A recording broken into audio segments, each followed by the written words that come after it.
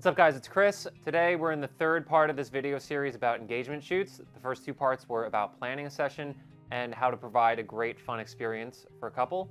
This video is going to be about how you actually shoot the session, like what camera settings do you use, how do you find the best lighting, how do you pose the couple. We're going to cover 5 tips this time that get you off to a great start. Let's dive right into it. The first very simple tip that I can give, something you can use throughout the entire session, on any session, even at a wedding, no matter what you're doing, is this rule of wide, medium, close-up.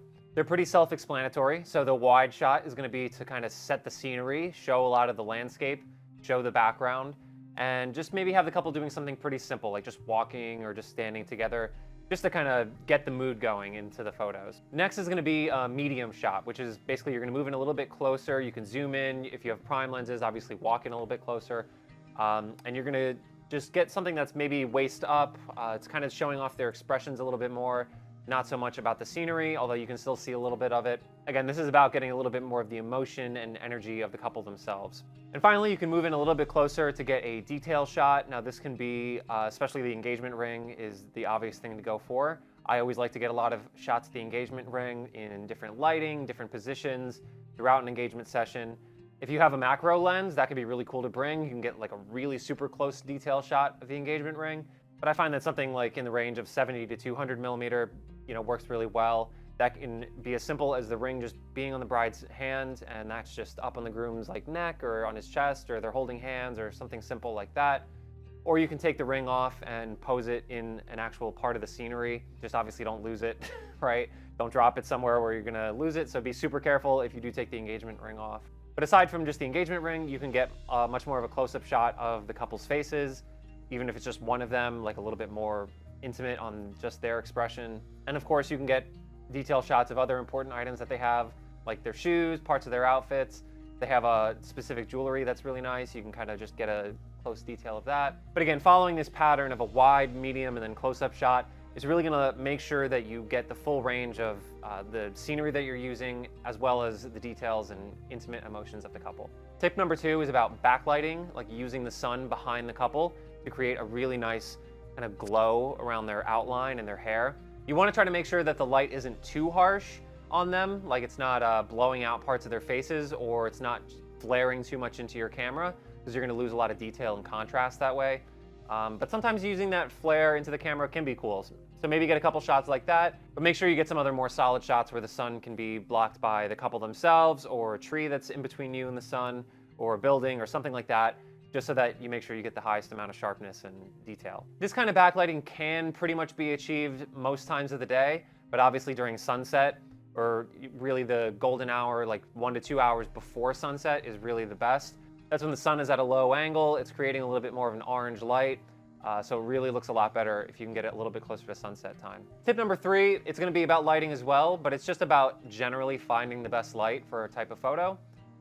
Again, like I said, all types of lighting, different times of day can work for an engagement session, but really sunset is the best. And it's just really important to be crafting your scenes and your backgrounds around the lighting that's there around the right time of day. For example, if you're shooting in the direction of the sun and you have some trees that are between you and the sun, most likely that the sun is going to be hitting those trees from behind and creating a really cool glow in lots of different areas of shadows and highlights.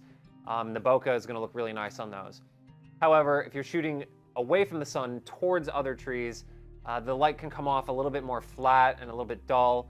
Not to say that it's bad necessarily, you can still get some really cool photos in that kind of direction. But in general, a lot of times it's better to be shooting in the direction of the sun, because you're gonna be getting a lot more of that glow of the light coming through the trees. Part of this tip with lighting is to bring an off-camera flash that you can use in case it gets a little bit too dark, whether that's the sun is setting and you just literally are losing light in the ambient daylight. Or if you're moving somewhere more indoors or covered by shadows and you just literally don't have enough light to make it work there.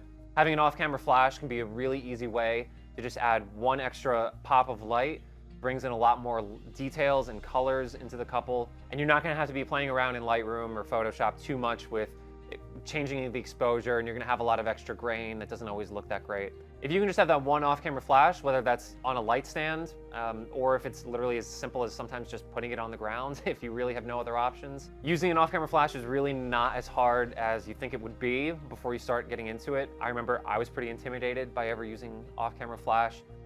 but now I've found that there's definitely times where it brings a lot of value and it saves pictures that otherwise I probably would not be able to get with the same amount of quality. And you don't need anything that's super expensive or fancy. You can literally just get a pretty inexpensive off-camera speed light like a Godox, and then just the trigger. Overall, it might cost $200–300, which is a pretty good investment, but it's totally worth it, and you'll be able to create so much variety in your images and get images in darker settings that normally would be challenging.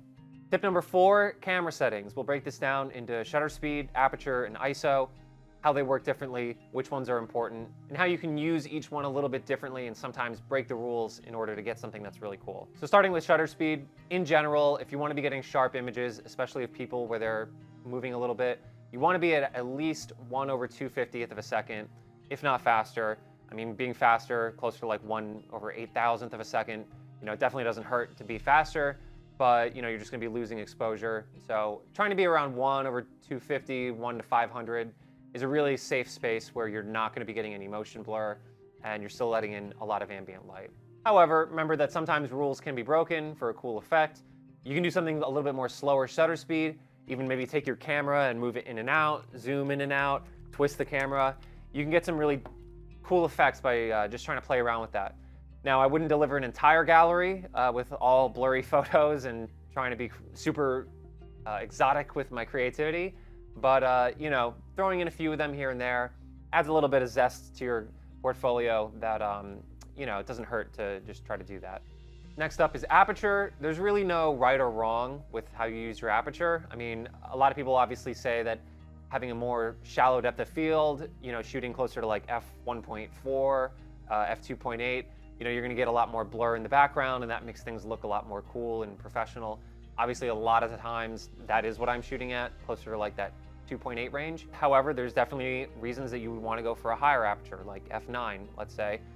For one, you're gonna show off a lot more details in the background. So this is really good for those wide shots when you're doing that wide, medium, close-up. Wide shots, don't be afraid to go up to like f11 or something. You're gonna get a lot of detail from the couple all the way into the background. Also, if you're aiming into the sun and you wanna get those really sharp sunbursty lines, that's where you wanna be going for something closer to like f9, f11.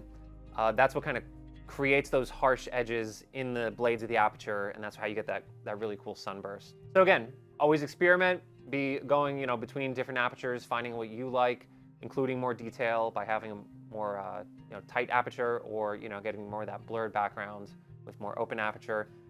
It's hard to say that it's really right or wrong. It's everybody's different style. You just got to find what works for you. Last on the camera settings, ISO. I mean, in general, 99% of the time, you do want to be keeping this as low as possible, close to ISO 100 if you can. That's going to help you avoid as much grain as possible and keep as much clear detail as you can. However, most cameras these days can really go up to fairly high apertures from 1000 to 2000 without really having much noise that's going to be noticeable, especially in full screen.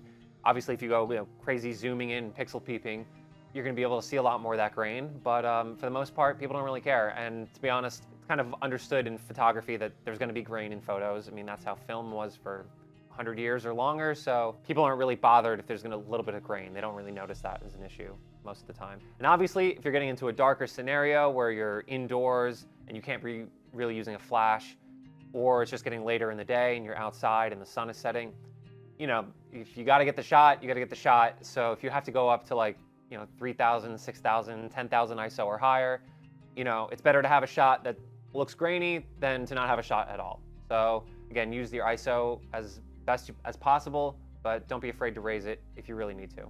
And tip number 5, which applies to any kind of sessions that I do, especially weddings. This is a huge one that I've learned and something that I've been using a lot for the past couple of years. And that's just rating your images in camera. Most cameras, whether it's Canon, they usually have the rate button right on there. Sony, you can kind of assign different buttons on your camera to customize and do different ratings. But I found that this massively speeds up how fast I can go through images, especially when I get home. Basically, the idea is as you're taking pictures throughout a session, you're going through them, previewing them again, finding the ones that look best, and then have a quick rating system of like 1 star is for bad images, 2 star is for I want to include this in the gallery, 3 stars for like this is a really great photo, I really want to keep this. Most cameras will go up to 4 or 5 stars as well, but I feel like that starts getting a little redundant, so I just stick between 1, 2, and 3. And again, as you're going through your images, you're just rating something, oh, that's a good one, 2 stars. That's a good one too, 2 stars. Wow, that one's really great. I'm gonna give that one 3 stars. So now, when you take all those pictures and bring them into Lightroom, you can easily just sort by 2 stars and higher, and you're already gonna have a lot of selects that you were, choosing as you were going through this session. Obviously, there's gonna be a lot more pictures that you didn't get to select. You still want to go back through everything and cull them all later, but you really start off at a great point by having images that were rated in camera. Honestly, from talking to a lot of different photographers and working with different people, I found that most people don't do this, and it's something that has really sped up my workflow by a huge amount, and they always feel like they want to be doing it after they hear about it. I've come home from weddings that are like a 12-hour day, and I already have 100 to 200 pictures selected and 2-starred in my Lightroom. It really helps give sneak peek galleries a lot quicker. So it's not like you're coming home and you're having to completely start from scratch and look through everything without any ratings on them. So again, that's a huge tip that I can give. Really will speed up your process. And overall, thank you guys for watching this one again. If you haven't watched the first 2 videos about planning an engagement session and providing a fun experience for your couples, definitely go check those out.